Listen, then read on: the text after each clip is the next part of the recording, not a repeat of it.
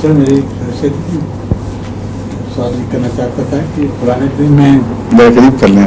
قرآن کریم میں وضو کے متعلق تو بڑی تفصیل سے بیان کیا گیا ہے، مگر نماز کے اس کے مقابلے پہ اس کے فارمیلٹیز جو ہیں وہ کم ہیں. اس میں قیام، رکوع اور سجدہ ان کا تو ذکر ہے نا جی بنیادی طور پر ٹھیک ہے. اور اس کی تفصیل کی کس طرح پڑھنی ہے جی یہ بیان نہیں فرمائی گئی.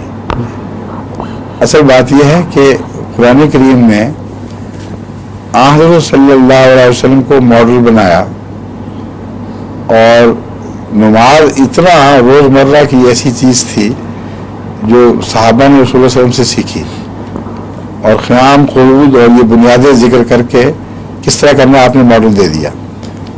وضو جو ہے وہ اس میں رسول اللہ علیہ وسلم ہر وقت ہر ایک کے سامنے ماڈل نہیں تھے، کیونکہ وضو علیحدگی میں کیا جاتا ہے، شاذ کے طور پر سامنے آتا ہے. تو جہاں یہ خطرہ تھا کہ وضو کے متعلق بے احتیاطیاں ہو جائیں گی اور پورے تقاضے پورے نہیں ہوں گے، وہاں اللہ تعالیٰ نے کھول دیا ہے، اور وہاں کوئی خطرہ نہیں پیدا ہوا.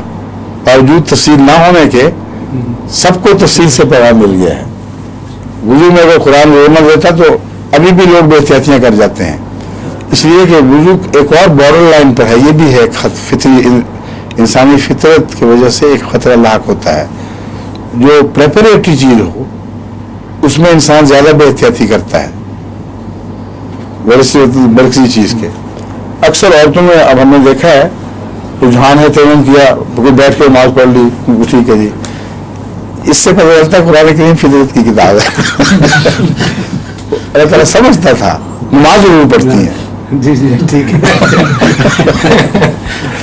ٹھیک ہے آگے